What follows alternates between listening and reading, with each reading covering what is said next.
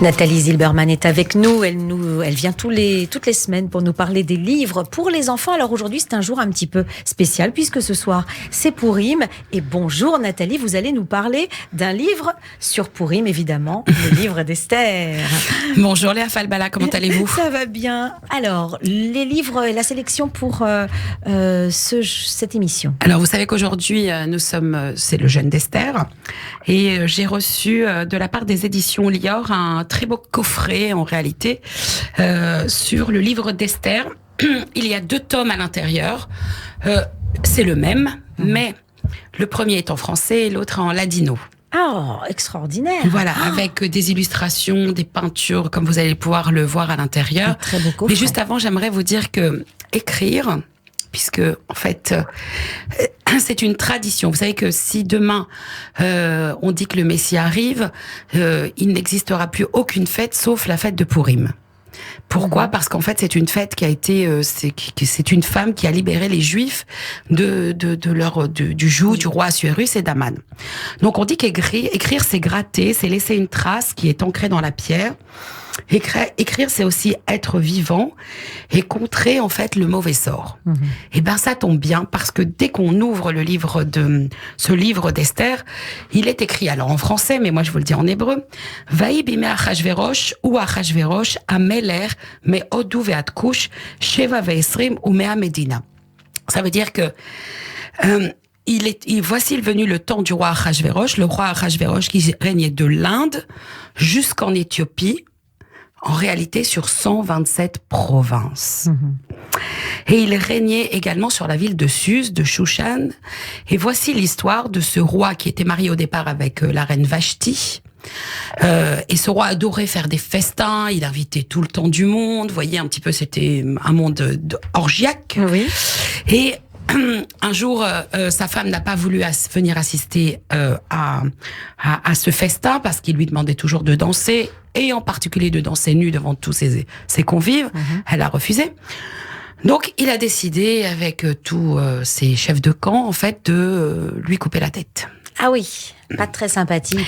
C'était un peu radical, vous voyez, un peu à cette époque. Donc, et par la suite, il existait un juif qui s'appelait Mordechai Mardoché en français, qui a dit à sa nièce Esther. Alors, est-ce que vous savez d'où vient le mot Esther ? Non. Esther vient du mot hébraïque qui veut dire léastir, ça veut dire se cacher. Il lui a dit, écoute, va au palais et va te faire passer pour une concubine, mais surtout ne dis rien, cache-toi, ne dis pas que tu es juive, ne raconte pas ton histoire. Et finalement, Achashverosh va venir vers toi parce qu'on disait que Esther était d'une beauté extrême. Donc on va le voir dans ce magnifique ouvrage. Les dessins sont magnifiques, voilà. Ah oui, ce sont des illustrations d'art pratiquement. Oui, hein, c'est de l'art. C'est de l'art. On découvre au fur et à mesure en fait toute l'histoire. Et c'est vraiment ça. Regardez ce beau visage d'Esther. Et, voilà. Donc tout ça pour vous dire que l'histoire d'Esther est incontournable et on dit qu'elle va rester pour la nuit des temps. Je vous disais tout à l'heure, dès que le Messie arrivera, évidemment, il n'y aura pas d'autres fêtes que Pourim. Vous imaginez un peu, ça sera toujours la fête, le carnaval. Ça, c'est une histoire vraiment pour les enfants. Je veux dire, c'est une histoire où on a peur, c'est une histoire où il va y avoir quand même un sauveur, et en l'occurrence, c'est une femme. C'est une histoire pour laquelle les enfants ont les oreilles toutes oui. Bah justement, vous parlez d'oreilles. Oui, absolument. Et c'était prévu.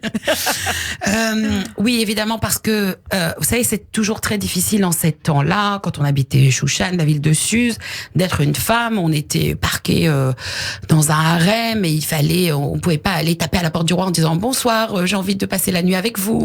Voyez, il y avait un protocole. Donc Esther sort un peu des sentiers battus et va être une femme un petit peu revendicatrice. Elle ne le sait pas. Elle, à cette époque-là, mais c'est une femme de tête, c'est une femme qui pense, c'est une femme qui veut faire du bien, en tout cas aux autres, et surtout protéger le peuple juif. Donc c'est vraiment extraordinaire pour l'histoire. Je voudrais juste vous dire quand même que dans ce livre, aux éditions Lior Éditions, les illustrations sont réalisées par Maëva Rubli, la traduction du ladino par Julia Charles Darwan et la postface du professeur Carlos N. Sainz de la Mazza.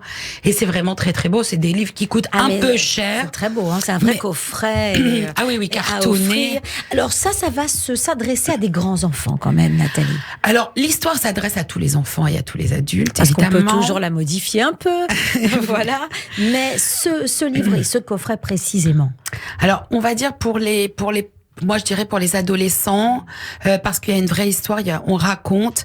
Et c'est pour ça que je vous ai apporté en complément 4 petits autres livres, parce que dans ce livre, on parle de festins.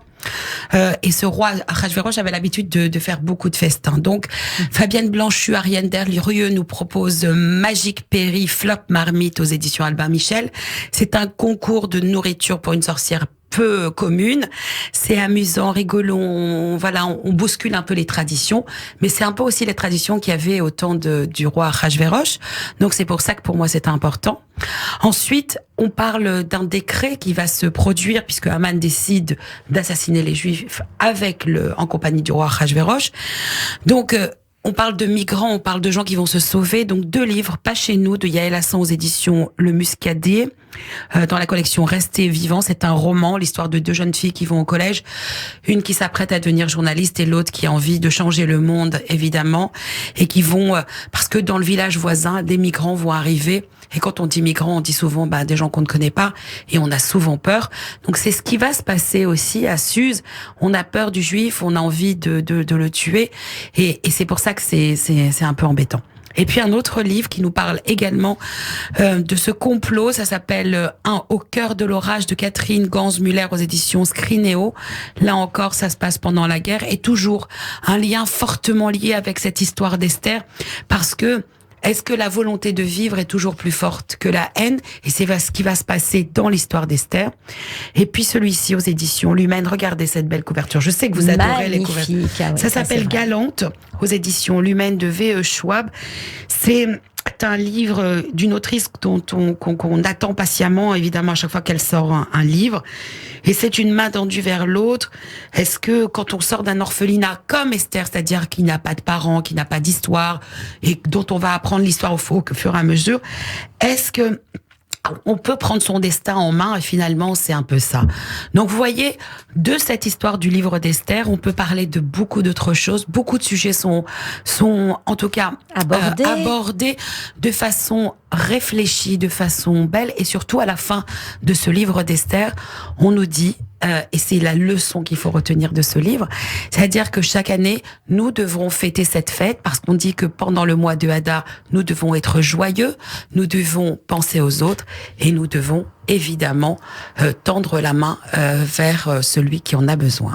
Merci infiniment Nathalie. On est plein d'espoir avec ce thème-là, le thème de le livre d'Esther et les livres dont vous avez parlé. Effectivement, ça s'adresse plutôt à des ados, mais pour leur donner aussi l'idée qu'ils peuvent agir et changer le monde de demain. Merci Nathalie, à la semaine prochaine.